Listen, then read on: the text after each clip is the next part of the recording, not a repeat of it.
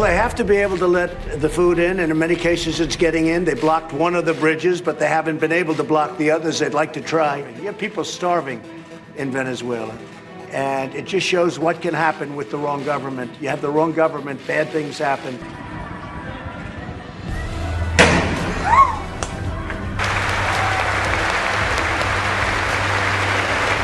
Obstructing the access of humanitarian aid is a crime against humanity.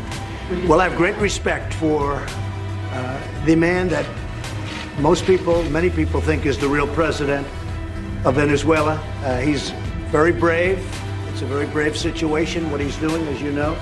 I've seen what's happened in the streets, and I've seen what's happened with executions, so I really give him a lot of credit. I think it's going to work out very well. Do you still consider any military solution for Venezuela? Well, I think there are a number of solutions, a number of different options, and we look at all options. And are you thinking in sending troops to Colombia? Like I never talk about that. Let me add something on the first question that was raised by Vanessa. President Guaido, who is the person about to lead this transition in Venezuela, has a strong support. And we need to give him even stronger support. I think what happened with the EU has been very important. We will host the Lima Group next week in Bogota, and we will, all the countries in the hemisphere, give him stronger support he needs to lead the transition in Venezuela. President Trump, if President Maduro stays in power, do you have a plan B? I always have plan B and C and D and E and F. I have great flexibility. I probably have more flexibility than any man that's ever been in this office. So we'll see. But there are many plans, and we'll see where we go. Right now, we're in an incredible period. I saw the tremendous numbers of people yesterday.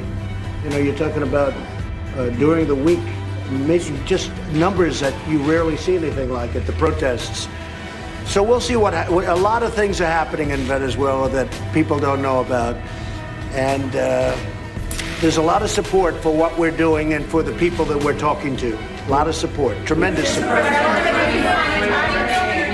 What? At the border now in Venezuela, what is it like? How is it going to get into the country? Well, they have to be able to let the food in, and in many cases it's getting in. They blocked one of the bridges, but they haven't been able to block the others. They'd like to try. I think he's making a terrible mistake by not allowing that to happen. It's showing bad things, and really we're trying to get food to people that are starving. You have people starving in Venezuela, and it just shows what can happen with the wrong government. You have the wrong government, bad things happen, but you have many, many people that are in really trouble for just hunger. And so we are delivering, and we're sending tremendous amounts of food and other things, supplies. Mr. President, if I may add to that, I think we have to give a very strong message to the dictatorship. Obstructing the access of humanitarian aid is a crime against humanity. And we have to ensure that the humanitarian aid gets to the Venezuelan people, and Colombia is highly committed to receive humanitarian aid from the U.S. and other countries so that it can access Venezuela and help the Venezuelan people.